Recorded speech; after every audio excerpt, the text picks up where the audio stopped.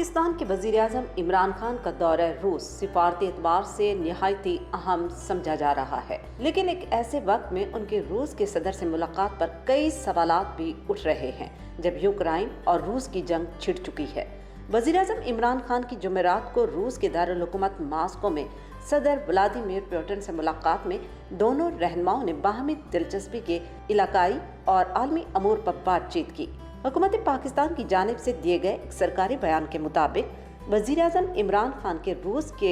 2 रोज़ा दौरे के दूसरे दिन सदर व्लादिमीर पुतिन से 3 घंटे तवील मुलाकात में इमरान खान रूस और यूक्रेन के दरमियान ताज़ा सूरत हाल पर अफसोस का इजहार किया और कहा कि पाकिस्तान को उम्मीद है कि सिफारतकारी के जरिए फौजी तसादुम से बचा जा सकता है। दूसरी जानिब रूसी दफ्तर खारजा के मुख्तसर बयान में कहा गया कि दोनों ममालिक के रहनुमाओं ने 2 तरफा ताउन के अहम पहलुओं पर तबादला ख्याल किया और जनूबी एशिया में होने वाली पेशरफ्त समेत मौजूदा इलाकाई मौज़ूआत पर तबादला ख्याल किया।